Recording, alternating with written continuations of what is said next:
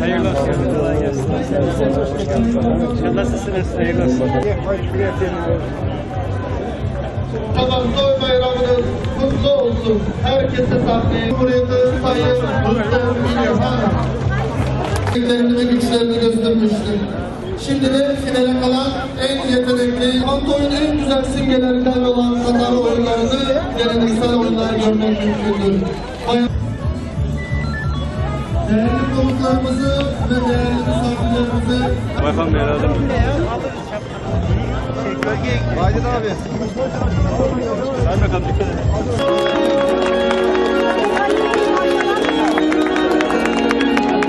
konseri başlatmak üzere herkesin yerlerini almasını istiyoruz.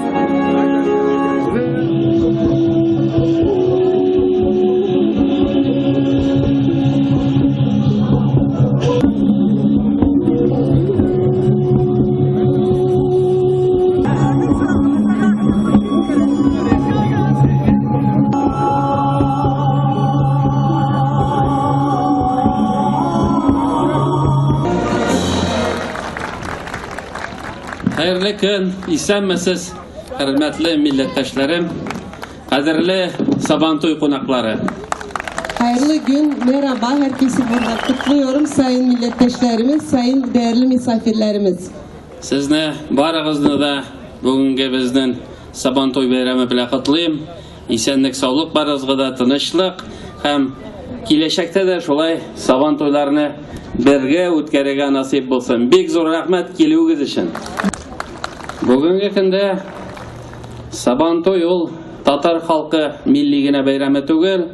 Sabantoy bugungi kunda Rossiyaning 50 ülkesinden ortiq, dünya şarında 20 ilden ortiq o'rinlarda Sabantoy o'tkazilar. Ham mana biz bugun Sabantoyni shusha eski shaharda Turkiyada o'tkazamiz. Menim fursatdan foydalanib bugün Türkiye ilining yetakchilarine rahmat aytashim keladi. Ministr, gubernator, shahar xo'jasi, mana bunda parlament a'zolari ham barig'izga da shusha mumkinlikni to'ldirgan uchun, birga yillarga mumkinlik bo'lgan uchun bugungi kunda biz Tatar madaniyat yurti ochdik. Bugun biz yangadan bir-birimizga yaqinroq bo'ldik. Barig'izga da shuning uchun bek zo'r rahmat. Bizning bugun bek ko'p qiziq uchrashuvlar bo'ldi. Biz Tatariston bilan Turkiya ili bilan birga ko'pgina proyektlarni ishlarga planlashtiramiz. Ham bu planlar turmushga oshir deb ishonib qolaman. Yangadan barig'izga da esenlik, sog'lik, ko'rishirga nasip bo'lsin. Sabantoylarimiz motor o'tsin.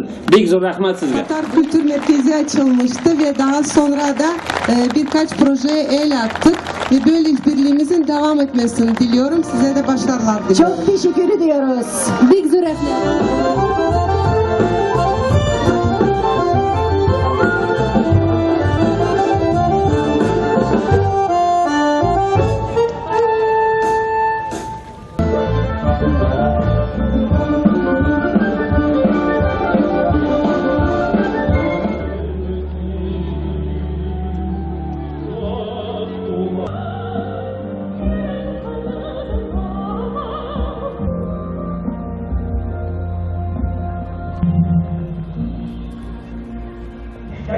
Sabantoylar şadan, diğer